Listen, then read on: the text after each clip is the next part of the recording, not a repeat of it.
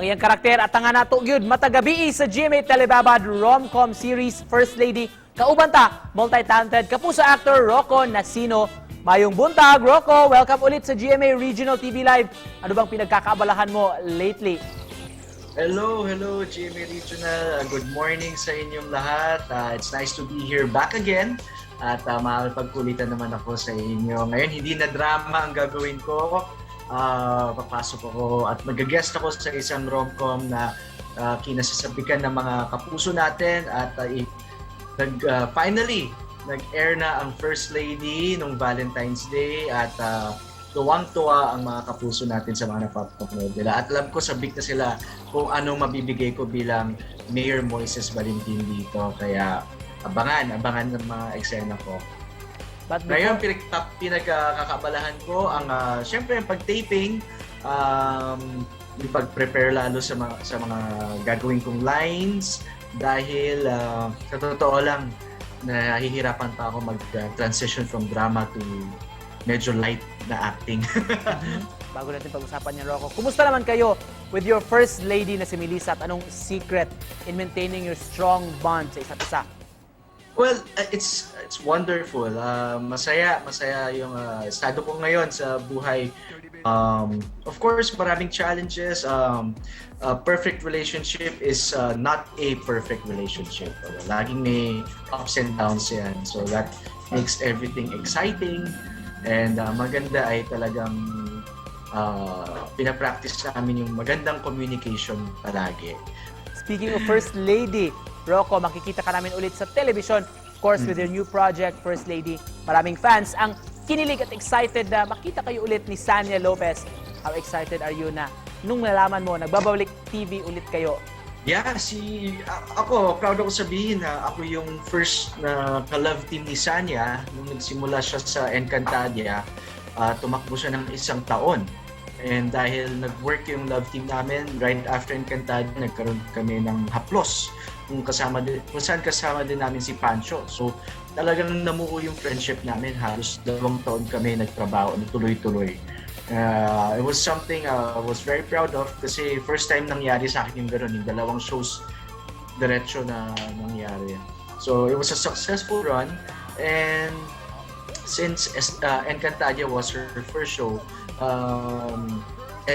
and moving on to today, excited daw makita yung growth niya as an actress also. Rocco, ano bang role mo dito sa First Lady at anong magiging papel sa buhay ni Melody?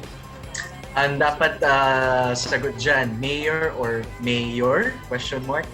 So, yan. Konting paano sa mga kapuso natin. Si Mayor Moises Valentin ay isang tapat na politiko. Is very aspirational. Lahat gusto niya ginagawa ng tama. Ang tanong, kanino siya papanig? At anong gagawin niya kapag humarap siya sa mga challenges at maiipit siya sa mga gawain. So, tawag dito, itong mga decision-making scenes ni Mayor Moises ay makaka-apekto sa story, and I'm excited to see what will happen sa relationship nila ni PGA, ni President, tsaka ni First Lady Melody. Pero kunwari, Rocco, hindi pa dito kasal sina Melody at of course President Glenn. May chance kaya naliligawan ng karakter mo dito, si Melody? Si Mayor Moises? Sorry. Si Mayor Moises? Yes, Rocco, si Mayor Moises. Posible ka ha? I guess ang dapat sumagot yan yung mga writers. Pero if nakikita nila na maganda yung angulo na yon, at hindi pa sila kasal, I guess, that can be one formula also. Pero talagang ang makakasagot talaga dyan yung writers. Pero ikaw, Rocco, willing ka ba makipag-compete sa isang presidente sa ngalan ng pag-ibig? Sinasabi mo, totoong buhay? Nasa sayo, Rocco, sa First Lady. Kunwari gusto, may intention talaga. Gagawin niya ang gusto ng puso niya. Yun na lang yun. Alright, bilang Kahit na presidente yan. kahit presidente. And to end this interview, Rocco, can you invite all our kapuso dito sa Central at Eastern Visayas na abangan gabi-gabi ang First Lady? Sa mga kapuso natin sa Central at Eastern Visayas, maraming salamat po sa support ninyo, lalo na sa premiere ng First Lady noong Valentine's Day. Thank you at excited kayo, at dahil sa inyo, nagkaroon ng second season.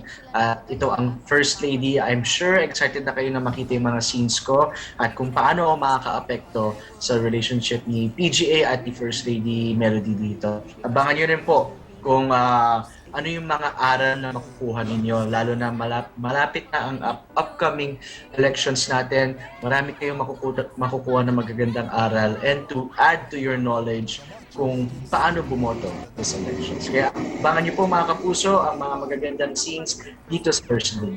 Thank you mga kapuso. And of course, pahabol naman, Rocco, mensahe mo sa lahat ng mga viewers natin, mga kapuso natin ngayong umaga.